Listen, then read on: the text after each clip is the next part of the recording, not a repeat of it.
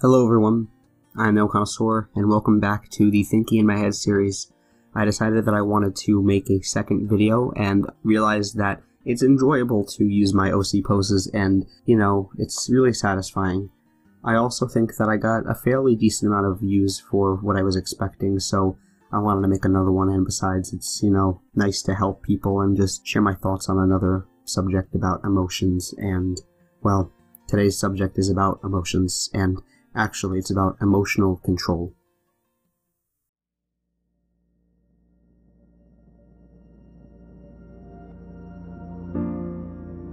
Here's something that many, if not every single person, can relate with. At some point in your life, you're going to be challenged in a way that may appear as overwhelming, and perhaps the task is to suck up that challenge and to keep it in your stomach without, throwing it back up. Sometimes we have friends who leave for reasons that we don't see as right or fair. Sometimes we see people call others out. Sometimes we are called out and can't take it. And sometimes we just want to fade away. But the toughest, strongest, and in the end, proudest people are the ones that say, I survived. How do you control your emotional turmoil? How do you deal with a breakup or a crime you witnessed or a traumatic event? Can you even control it?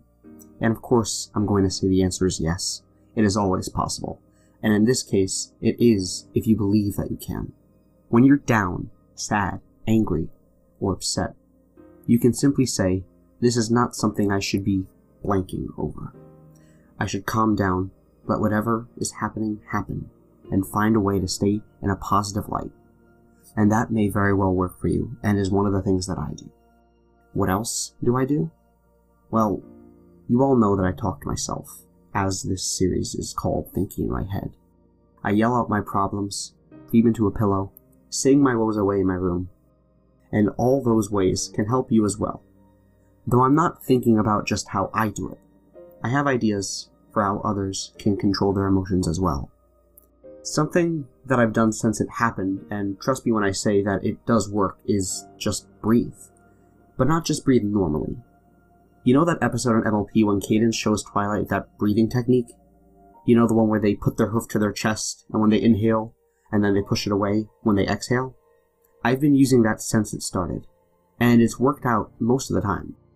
If you do that, and not just that, but think in your head as you're breathing in all of the bad that you want to get out, and then take that ball of badness and emotions in your chest as you place your hand to it, and let it out when you exhale, it helps. Imagine yourself pushing all of that bad away. Do it 5 times, 10 times, 50 times if you have to do it. It does work, and it does calm you down. But what do you do when you see a friend losing control? Well, you can tell them to do the advice that I gave before, or you can choose to listen to them as long as what they're saying does not overwhelm you to the point where you can't control your emotion. When you tell a friend, I'm here for you, that is reassuring, and it does help immensely for the most part.